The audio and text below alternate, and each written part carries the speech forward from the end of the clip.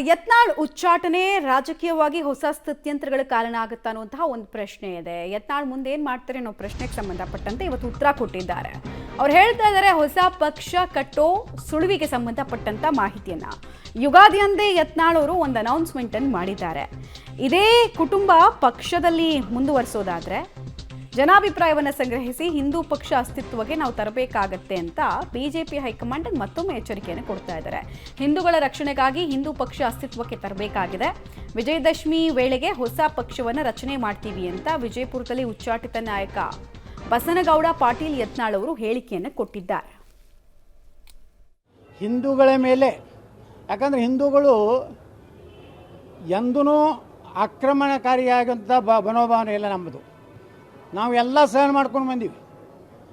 ಅವ್ರು ಕಲ್ಲು ಒಗಿತಾರೆ ಗಣಪತಿ ಮೇಲೆ, ಅವರು ಹಿಂದೂಗಳ ಹಾಡುಗಳನ್ನು ಹಚ್ಚೋದಕ್ಕೆ ವಿರೋಧ ಮಾಡ್ತಾರೆ.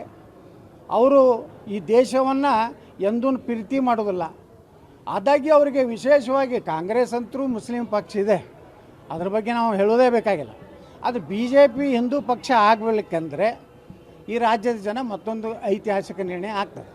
ಅವಾಗ ನೀವು ಇದೇ ಯಡಿಯೂರಪ್ಪ ಕುಟುಂಬವನ್ನು ಏನಾದರೂ ನೇತೃತ್ವ ಕೊಟ್ಟರೆ ಭಾರತೀಯ ಜನತಾ ಪಾರ್ಟಿ ಹೀನಾಯವಾಗಿ ಕರ್ನಾಟಕದಲ್ಲಿ ಸೋಲ್ತಾರೆ. ನಿಶ್ಚಿತವಾಗಿ ನೋಡ್ರಿ, BJPಗೆ ಯಾಕೆ ಹಿಂದೂಗಳು ಓಟ್ ಹಾಕ್ತಾರ?